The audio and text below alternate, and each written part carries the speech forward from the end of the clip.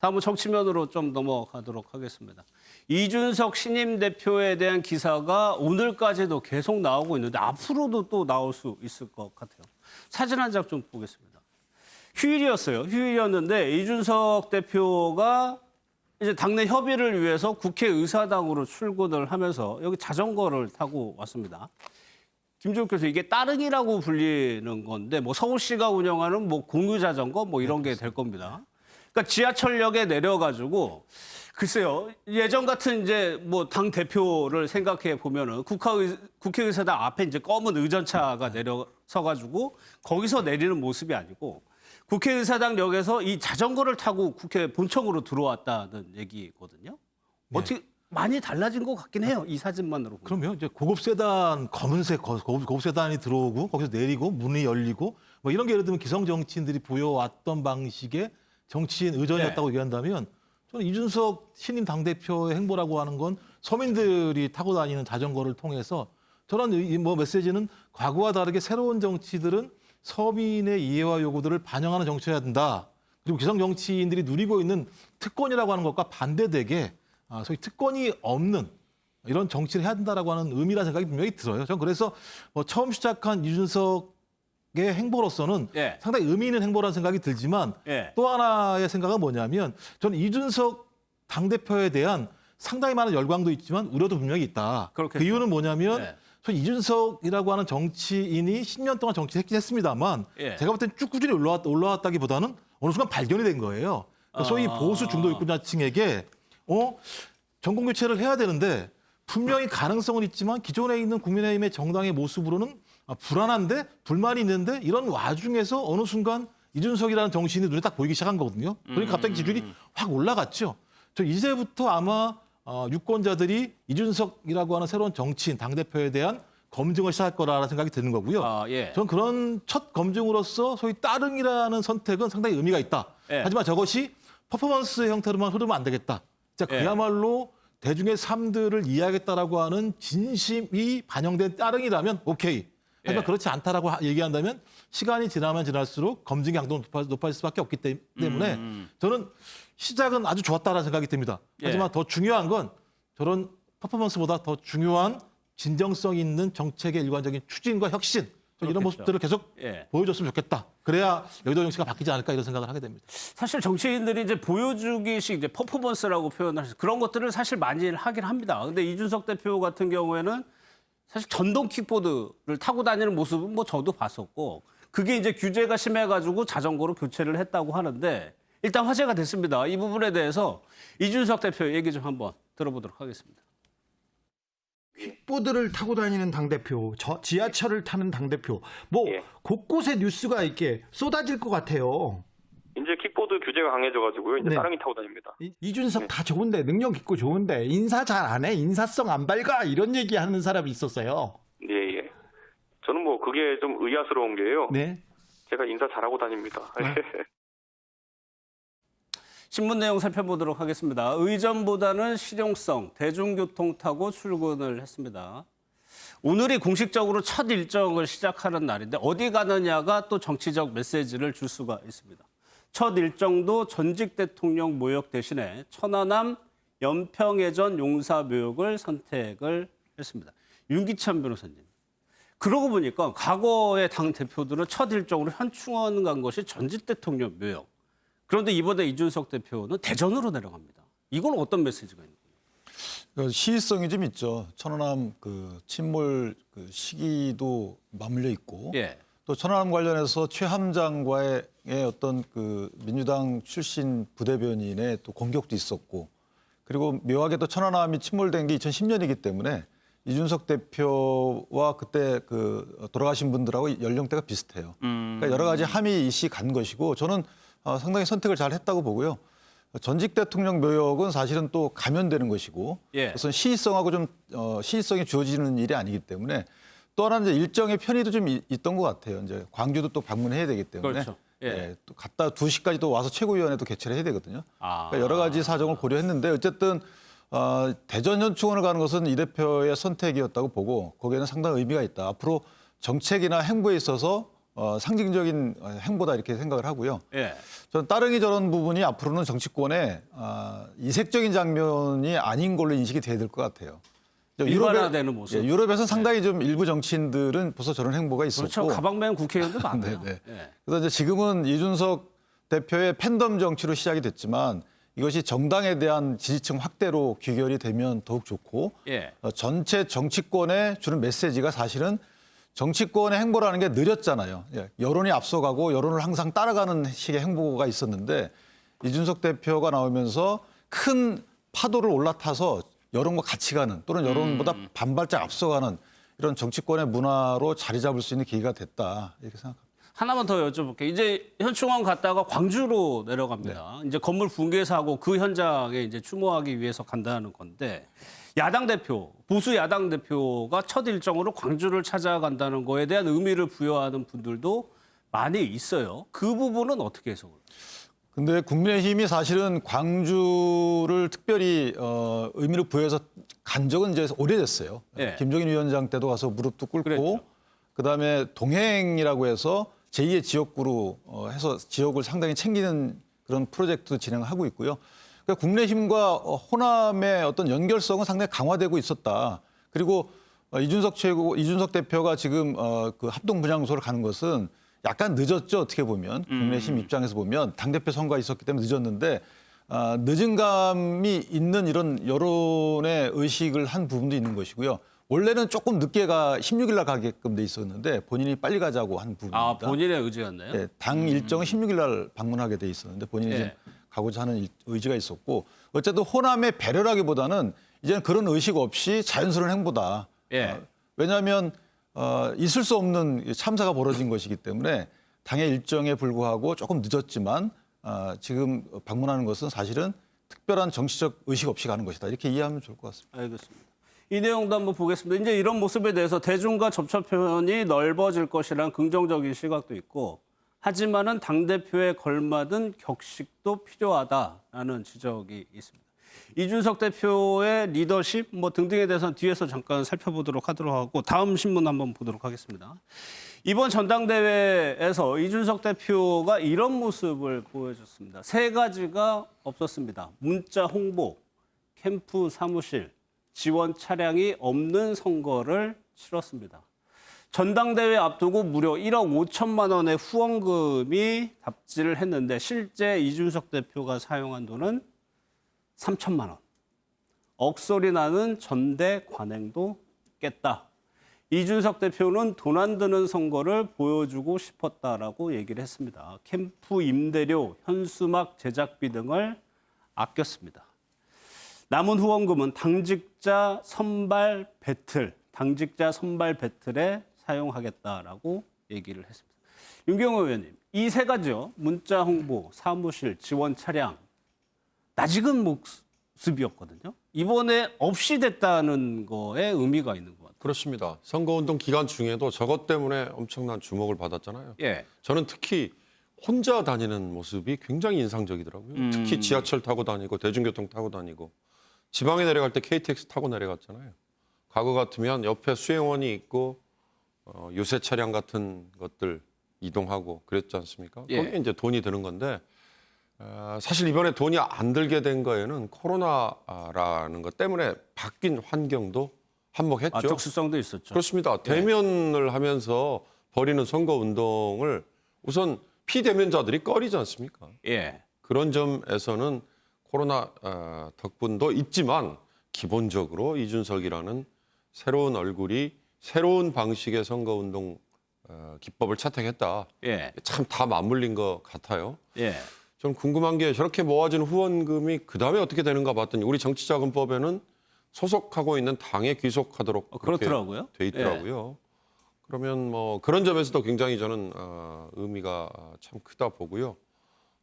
이준석 대표가 이제 앞으로 결국은 글쎄요. 이게 이제 거대 정당이기 때문에 이준석이라는 새로운 얼굴이 먹힌 건지 아니면 이준석이라는 새로운 얼굴이 만약에 프랑스의 마크롱처럼 기존의 거대 정당 양축을 차지하고 있던 거대 정당 말고 새로운 정당으로 시작을 했어도 이렇게 먹혔을지 그 대목은 조금 더 연구를 해봐야 되지 않을까 싶은데 일단 네. 지금 거대 정당에서 먹혔으니까 저렇게 선거 비용을 쓰지 않은 거 저것도 새롭게 더 조명이 되는 것 같습니다. 예, 그 돈 문제 여기 설명이 하나 있어요. 후원금 중 남은 1억 2천만 원은 정치자금법에 따라서 당에 기속될 예정이다. 이 돈은 이 대표가 약속한 당직자 선발 토론 배틀 등에 쓰일 예정이다라고 설명이 돼 있습니다. 윤 의원님이 말씀하신 그 부분 다 궁금하실 것 같아요. 이것이 이번 선거운동 이준석 대표의 개인기, 인지도에서 나온 효과냐 아니면 이것이 이런 것들이 우리 정치권에 일반적으로 적용될 문제냐. 시스템을 갖춰야 제2의 이준석이 나올 것이다. 사실 이준석 대표가 가진 이른바 개인기라고 하는 것들 때문에 이런 것들의 부수적인 효과가 생길 걸까요? 어떻게 보세요, 지금 교수님께서? 저는 개인기도 있고 이제 정치권의 구조부터 좀 총체적으로 바꾸라. 이러한 시민적 요구도 크다고 생각합니다. 예를 들어서 청와대에서 문재인 대통령이 시계를 나눠주는데 예. 뭐 인이 시계라고 굉장히 인기가 있습니다. 문 대통령이 그 시계를 하나 주는데 굉장히 아낀다는 얘기죠. 예전에 대통령 시계는 마구 뿌렸는데 이제 이 세금으로 만드는 시계는 한 개라도 적게 뿌려야 된다. 꼭 주고 싶은 사람만 받아가야 된다. 이러한 이제는 관행을 깨라. 이러한 것들이 뭐 청와대에서 조금 더 있었다면 저는 그런 부분을 문재인 대통령이 높게 평가하는데 예. 이준석 대표도 과거의 정치가 사실 포장지는 너무 컸고 알맹이는 적었지 않습니까? 요즘 과자 한 봉지 사보면 공기가 엄청나게 많이 들어가 있고 실제로 과자는 조금밖에 없는데 그러한 관행이 우리 정치계에 너무 많았다는 것이죠. 예. 그렇기 때문에 그런 거품 없이도 충분히 할 수 있는 선거가 많은데 지금까지 너무 많은 거품이었다. 예를 들어 비교해서 주호영 전 원내대표나 나경원 전 원내대표는 사무실도 있었고 캠프도 있었습니다. 그런 캠프 없이도 충분히 승리할 수 있었다는 것을 이번 이준석 대표가 보여줬으니 예. 앞으로 우리 정치도 과포장된 것을 이제 벗어버리고 이제 껍데기가 아닌 알맹이로 승부하는 그런 정책의 관행을 만들어 나가는 그런 시금석이 됐으면 하는 것이 저희 바람입니다. 예. 억소리 나는 전대 관행도 깼다. 이제 야당 국민의힘의 대표가 되면 이제 현안들이 상당히 많습니다. 풀어야 할 복잡한 문제도 있고 그다음 문제가 가장 먼저 떠오르는 게 윤석열 전 총장에 대한 얘기일 것 같아요. 이 두 사람이 연락을 했다고 합니다. 먼저 연락을 한 건 윤석열 전 총장. 이준석에 먼저 연락한 윤석열. 국민의힘 입당 속도 낼지 주목이 된다라는 제목입니다. 따릉이 탔고요. 백팩의 노타이 차금, 첫 일정 이렇게 안철수 대표와도 회동을 했습니다. 지금 김종욱 교수님, 국민의힘 보수 진영에서 가장 관심을 많이 받는 인물이 이제 이준석 대표에게고 윤석열 전 총장일 텐데 두 사람이 일단 소통은 했단 얘기예요. 예, 뭐 일단 서로의 축하 문자 메시지를 보냈다고 얘기하니까 예. 이게 예를 들면 얼마만큼의 내용인지는 알 수 없겠으나 뭐 자세한 구체적인 내용들보다는 서로의 교감 정도를 했다라고 보는 게 맞는 것 같고요. 왜냐하면 뭐 지금 상황을 봤을 때 일단 저도 6월 11일 국민의힘 전당대회 이후에 윤석열 전 검찰총장이 입당할 수도 있다라는 얘기를 했었는데요. 예. 아마 전 지금부터 7월 한 중순 정도요. 예. 달 남았네요. 그때가 이제 검찰총장 임기 마무리가 중하순 정도입니다. 원래대로라면. 근데 이제 국민과 약속한 시점이 그 시점인데 본인이 중도에 나왔었기 때문에 그랬죠. 국민과 예. 약속을 지킨다는 측면에서 그 이전에는 정치적인 어떤 참여 선언을 갖다가 하는 것 자체를 상당히 본인 스스로가 좀 마음에 내게 하지 않는다는 얘기가 있어서 예. 그때 사이까지도 만약에 말이 없다라고 얘기한다면은 저는 8월달 상황 자체가 상당히 애매해질 수 있다는 생각은 분명히 들어요. 하지만 그 사이에 남들 교감이 있고 입당이라고 하는 부분들에 대해서 구체성들이 밝혀지게 된다면 아마 지금 많은 분들이 예상하듯이 소위 국민의힘에 입당을 해서 소위 이준석이라고 하는 새로운 인물에 의한 국민의힘의 혁신 바람과 윤석열이라고 하는 소위 문재인 정부의 대항 하나의 상징으로서의 이 두 사람의 결합들이 가능할 수 있다는 생각이 들긴 합니다만 예. 그럼에도 불구하고 저는 뭐 좀 우려스러운 대목들이 분명히 있습니다. 왜냐하면 소위 이준석 당대표가 만들어지기 직전에 보여왔던 국민의힘 내부의 나름대로의 계파 갈등의 정치의 어떤 복원의 흐름들이 분명히 존재했다라는 측면들이 있었고요. 예. 또 그다음에 구태 정치의 모습들이 약간 보였다. 또 하나는 이준석 당대표가 컨벤션 효과를 분명히 누리겠습니다만 그간에 보여왔던 좀 독선적, 독주적 이미지를 어떻게 극복할 것인가의 문제가 분명히 있고요. 또 하나는 너무나 난제가 많아요. 말씀하신 것처럼 국민의 당과 합당을 하는 문제도 남아있고 윤석열, 최재형 다양한 외부의 인사들을 통합하는 문제도 분명히 남아있기 때문에 예. 쉽지만은 않은 일정이라는 생각이 들고요. 예. 또 가장 핵심적으로는 소위 그 윤석열과 윤석열 그 검찰총장의 입당이라고 하는 측면과 관련해서 소위 중도와 보수 유권자층을 융합할 수 있을 것인가의 문제가 가장 핵심적인 거죠. 그러니까 예를 들면 오긴 오는 거야라고 하는 보수 유권자층들의 갈망이 있겠습니다만 중도 유권자층들 같은 경우는 거기를 왜 가는 거야에 대한 설명이 분명히 필요한데 예. 이 설명을 잘 해낼 수 있을 것인가의 문제도 분명히 있기 때문에 저는 앞으로 지금 6월 달부터 8월 달까지 상당히 드라마틱한 역동적인 과정들이 분명히 있을 거라 생각이 들기 때문에 예. 제가 볼 때 국민들 입장에서는 즐거운 상황들이 벌어질 수 있다는 생각이 들어요. 왜냐하면 여야 모두가 다 혁신 경쟁을 할 거기 때문에 그러니까 국민의 귀에 경청하지 않겠습니까? 과거처럼 자기들만의 리그가 아니라 저는 그런 측면에서 재미있는 3개월의 여정이 시작될 거라는 생각이 듭니다. 그것이 이제 이준석 대표가 몰고 이제 바람이라고 할 수가 있겠는데 관련한 내용 좀 인터뷰 좀 듣고 이야기 이어가도록 하겠습니다. 윤석열 총장, 안철수 대표 그리고 일각에서 거론되는 최재형 감사원장께서 만약에 정치 참여 의사가 있으시다면은 당 대표로서 제가 안내하고 또 그분들에게 필요한 정보를 제공하는 역할을 충실히 하겠습니다. 경선 일정을 제가 아무리 땡긴다 하더라도 실무적으로는 8월 중순 말 이후에야 시작시킬 수 있습니다. 그렇기 때문에 특정 주자가 들어오는 것을 배제하기 위해서 경선 일정을 조정하고 이런 것은 가능하지도 않습니다. 입당과 합당 참 복잡한 문제입니다. 윤기찬 변호사. 글쎄요. 이준석 대표가 국회의원 경험이 없는데 이런 거물 정치인이라고 할까 유력 대권 후보들을 비빔밥, 본인이 얘기한 것처럼 비빔밥처럼 잘 융합시킬 수 있느냐. 이게 정치적 역량이거든요. 근데 사실은 이제 본인 홀로 진행할 건 아닌 것 같고 예. 당내에 또 여러 경륜 있는 사람과 조직이 있기 때문에 거기서 집단적인 의사결정 과정을 통해서 진행할 걸로 예상이 되고요. 그러니까 국민의힘 입장에서 보면 사실은 윤석열 총장이 입당을 해야 되겠죠. 그런 건 국민의힘 입장에서는 바람직한 것이고 윤석열 총장 입장에서 보면 본선을 위해서는 국민의힘이 현재 이준석 대표가 당선되면서 사실 굉장히 위원 확대에 유리한 위치를 선점했어요. 그렇기 때문에 본선에서는 국민의힘에 입당하는 것이 당연히 유리합니다. 근데 이제 당내 경선을 생각하지 않을 수 없죠. 예. 윤석열 총장 입장에서는. 예. 그렇기 때문에 당내 경선과 관련돼서 이준석 대표가 어떤 스탠스를 취할지 공정한 대선 관리를 한다고 말은 했지만 그렇게 믿겠지만 사실은 이제 경선 룰도 있고요. 또 하나는 안철수 국민의당과의 합당 문제의 귀결도 봐야 될 것 같습니다. 예. 그러니까 안철수 국민의당과 합당이 성립이 되면 사실 윤석열 총장은 고립무원일 수가 있어요. 그러니까 국민의힘 입장에서 보면 윤석열 총장의 영입보다는 안철수 국민의당과의 합당을 하게 되면 소위 제3지대 또는 2.5세대 지대가 열리기는 상당히 어렵거든요. 국민의힘에서 탈당자가 나오지 않는 한 민주당에서 이탈자가 나오지 않는 한 예. 사실은 제3지대의 원내교섭단체가 생기긴 쉽지가 않아요. 예. 그렇기 때문에 국민의힘 입장에서 보면 안철수 국민의당과의 합당 문제가 사실 제일 급하다고 생각이 됩니다. 개인적으로. 합당이 되면 윤석열 총장은 들어오는 시기가 좀 빨라질 수밖에 없을 것 같아요. 제 개인적인 추측은. 그렇게 흘러갈 것 같고 어찌됐든 야권에서 단일 후보가 나와야 된다는 전제에 대해서는 모두가 이견이 없기 때문에 예. 그 선출 과정이 어떻게 진행되는지에 대해서는 상당히 여러 정치 세력 간에 복잡한 세법이 있을 수 있다. 예. 생각합니다. 안철수 대표하고는 만났습니다. 1시간여 정도 회동을 했다고 하는데 윤현영 글쎄요.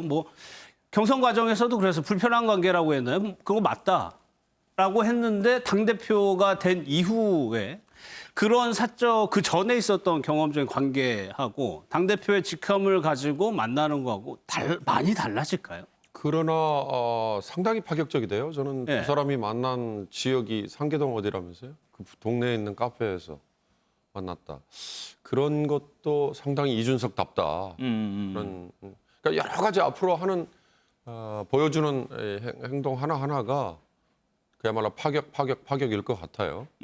아까 잠깐 뭐 다른 패널이 얘기하셨습니다만 아까 자전거 타고 가는 거 과거에 노르웨이인지 덴마크인지 뭐 국회의원 누군가가 그렇게 자전거 타고 출퇴근한다 그럴 때 왜 우리는 저런 모습 못 보느냐 그런 말 했잖아요. 그랬죠. 근데 이제 지금은 지금 제1야당의 대표가 이런 모습 보여주는 거니까. 근데 지금 윤기찬 변호사 말씀하신 김종욱 교수님 분석하신 것 중에 안철수 국민의당 대표와의 합당이 지금 가장 현안이라고 얘기를 하셨는데 예. 그 주인공인 안철수와 만나는데도 주변 사람들 전혀 대동하지 않고 혼자 가서 카페에서 만났다. 예. 그 얘기는 만약에 거기에서 뭔가 중요한 결정을 내려버리면 그 내린 결정에 당에서 다 과연 순응을 할까. 예. 그러니까 앞으로 저는 이준석이라는 이 정말 자유분방하고 뭔가 격식을 따지지 않는 이 리더가 당 대표가 내리는 결정이 당에 과연 어떻게 잘 안착이 될까? 이게 저는 가장 관건이 아닐까 싶거든요. 예. 왜냐하면 대선을 앞두고 있죠. 뭐 그 전 단계에 여러 가지 정치 일정 그다음에 사람 영입 있지 않습니까? 이준석 대표가 지금 저렇게 자전거 타고 출근하고 그다음에 최대 혈안인 안철수 국민의당 대표와 만나는데도 상계동에 있는 어느 카페에서 잠깐 만나고 이렇게 파격적인 모습을 보이는데 결정도 그렇게 막 파격적으로 아주 즉흥적으로라는 표현하면 좀 싫어하겠죠. 이렇게 내린다면 예. 그 거대 조직, 거대 기득권을 갖고 있는 당이 과연 잘 그걸 수용할까? 예. 전 그게 큰 의문이면서 그게 관건이다 이렇게 봅니다. 그 부분 한번 짚어낸 신문이 있었습니다. 이준석 대표에게 긍정적인 얘기가 주류를 이루고 있지만 분명히 헤쳐나가야 할 것, 변수들도 있습니다. 첫 번째가 당 장악이다. 두 번째는 야권 통합, 잠깐 얘기했었죠. 그리고 세 번째가 경선 기간 중에 제기됐던 유승민계라는 딱지를 세 가지로 서울신문은 뽑았습니다. 이례적으로 영성, 국회의원 경력이 없는 대표가 됐습니다. 중진과 보수의 텃세가 부담이 될 것이다. 보수 성향 짙은 새 지도부와의 케미가 주목이 된다. 이 부분 한번 더 보겠습니다. 글쎄요, 최경철 의원님. 네. 중진 보수여서 그런 게 아니고 우리나라 사회 어느 곳에서나 다 텃세는 있기 마련이거든요. 특히나 보수 정당에서 30대 대표를 맞이했을 때 이 안에서 잡음이 안 나올 수는 없을 것 같고 이 부분을 어떻게 장악하느냐도 신임 대표의 과제인 건 맞는 것 같아요.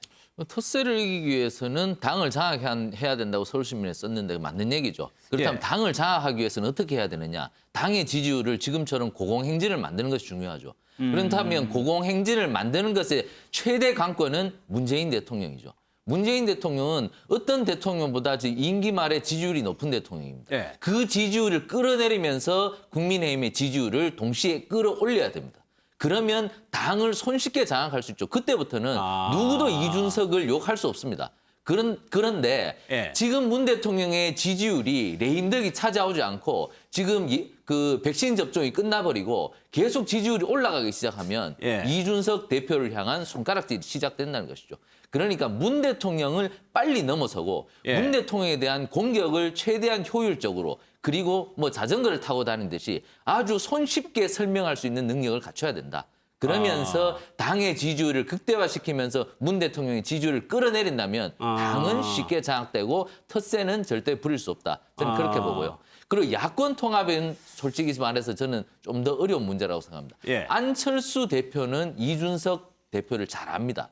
그러니까 이준석 대표 안 잘할 뭐 이런 얘기 하지 않습니까? 안철수 대표를 자기가 잘 안다고 얘기하지만 안철수 대표도 이준석 대표를 잘 안다는 거죠. 그러니 서로가 장단점을 알고 있기 때문에 거기에서 이준석 대표가 안 대표에게 무너질 가능성이 조금 있다는 얘기죠. 아하. 그렇기 때문에 안 대표를 넘어서는 것도 쉬운 일이 아닐 것이다. 그러니까 1번 문 대통령, 2번 안철수 대표 두 사람을 넘어서야 되는데 그 부분이 쉽지 않을 것이다. 저는 유승민계 딱지라는 것은 별로 중요하지 않다고 생각합니다. 왜냐하면 저 딱지를 나경원 후보가 붙였으면서도 이번에 승리했거든요. 그러니까 유승민이라는 정치인이 자기 계파를 아주 타이트하게 끌고 가는 사람이 아닙니다. 저분의 계파는 아주 느슨하기 때문에 설사 이준석 대표가 유승민 의원의 말을 듣지 않더라도 유승민 의원은 개의치는 않을 겁니다. 그렇기 때문에 유승민계 딱지는 그리 중요하지 않을 것이다. 하지만 1번과 2번은 이 대표가 굉장히 넘어야 할 산이 높다고 보고 정말 경계해야 될 산이라고 저는 봅니다.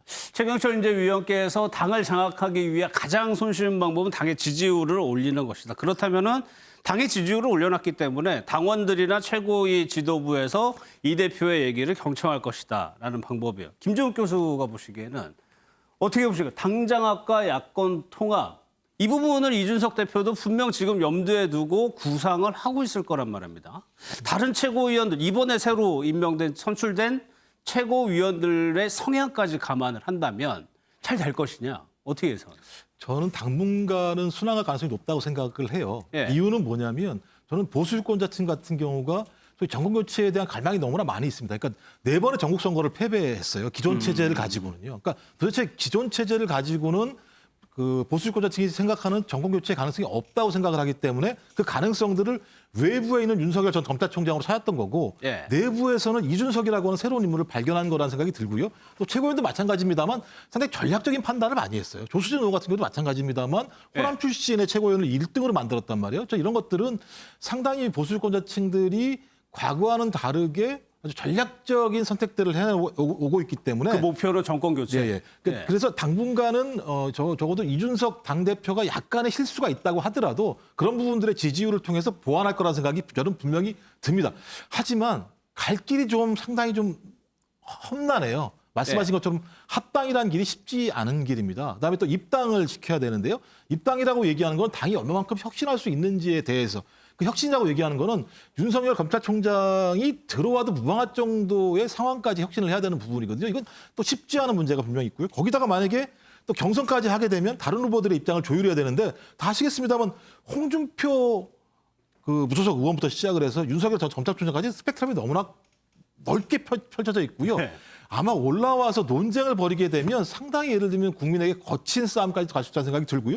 그 이후에는 또 그게 안 됐을 때 이것들 갖다가 봉합할 수 있을 것인가요? 문제 되게 많이 있어요. 전 그래서 당 장악 문제는 당분간 순항할지 모르겠습니다만 정권 교체를 하기 위해서는 야권의 통합이든 입당이든 뭔가 하나의 성과들을 만들어내야 되는데 이게 상당히 좀 난관이 있을 거라 생각이 드는 거고요. 여기에서 조금이라도 삐딱거리게 된다면 문제의 핵심은 중도 유권자층이 계속 지지를 갖다 보낼 것인가의 문제. 그러니까 중도 유권자층이 지지를 보내는 것들을 처리하기 시작하게 되면 윤석열 전 검찰총장의 입당이 상당히 어려운 수준으로 갈 수도 있어요. 저는 그런 측면에선 당 장악 문제들은 유권자층의 지지로 돌파한다고 하더라도 야권 통합이라고 하는 이 복잡한 한 방정식을 풀 수 있을 만큼의 능력들과 공통의 교합들을 만들어낼 수 있을 것인가? 저는 이 부분과 관련해서는 상당히 아마 이준석 신임 당대표가 많은 고생을 할 거다라는 생각이 들고 거기에서 제가 볼 때는 중간중간에 징검다리에서 발이 물에 빠지기도 할 거라는 생각이 들기 때문에 이런 부분들을 얼마나 잘 극복할 수 있을 것인가? 저는 그 길이 오히려 상당히 좀 어려운 길이라는 생각이 들어요. 입당, 복당, 통합, 단일화 등등이 우리 한국 정치사에서 윤기찬에서 뭐 순조롭게 진행된 적이 단 한 번도 없었잖아요. 저는 저 문제를 바라보는 시각과 관련해서 이준석 대표는 단순하게 볼 것 같아요. 정면 돌파를 할 것 같고 저게 복잡한 수싸움으로 보지는 않을 것 같습니다. 예를 들면 당원 배가 운동을 바로 시작했잖아요. 그것은 어찌 보면 원래 당원 배가 운동은 지구당 또는 그 도당 중심으로 진행을 해왔어요. 근데 지금은 그게 아니고 본인의 팬덤층을 활용한 중앙당 차원의 당원 배가 운동인 것이죠. 그러니까 대표의 당 장악력은 그런 식으로 아마 높일 것 같아요. 그러니까 국회의원들에게 본인이 협상을 통해서 본인을 지지해달라 이런 식이 아니고 본인의 힘을 키워서 당 장악을 높일 것이다. 이렇게 할 것이라고 보고요. 이미 당내에는 사실 유승민계 딱지라고 붙어 있지만 계파가 그렇게 색이 강하지는 않습니다. 이미 이합집산이 돼 있는 상태고 하기 때문에 이준석 당대표를 견제할 만한 사실 그 계파가 있다고 보기는 어려워요. 그리고 국민적 지지율이 워낙 높기 때문에 저는 이렇게 파격 행보로 좋은 그림을 계속 그려간다면 당 장악력은 문제가 안 될 것이다. 문제가 되는 것은 이제 대선 관리 차원이죠. 대선 관리에서 본인의 당 장악력이 높아지면 기존의 은원 관계로부터 자유로워지게 되고 그럼 공정한 대선 관리를 진행할 수가 있게 됩니다. 그렇다면 약 대권 탈환의 기회가 더 높아지는 것인데 만약에 본인의 당 장악력이 낮아지게 되면 이전에 있었던 은원 관계로부터 자유롭지가 못하죠. 그렇게 되면 아마 휘둘리게 되고 아마 야권 분열을 초래할 가능성이 크기 때문에 저는 당면 과제는 이 대표의 마음속에 공정한 대선 관리 마음이 있다면 본인의 당 장악력을 높이는 게 맞다. 그다음에 본인의 공정한 대선 관리 의지를 관철시키는 쪽으로 가야 되는데 당 구조라는 게 사실은 본인의 아무리 대선 관리에 공정한 의사가 있어도 본인의 당 장악력이 없으면 공정한 대선 관리가 될 수가 없습니다. 예. 그래서 본인의 당 장악력을 높이는 쪽으로 정면 돌파할 가능성이 크다 이렇게 생각합니다. 알겠습니다. 분명히 이준석 대표를 바라보는 우려의 시선도 존재를 합니다. 이 대표의 취임으로 민주당 상황은 어떻게 됐을까요? 정치권 전체에 영향을 미치고 있죠.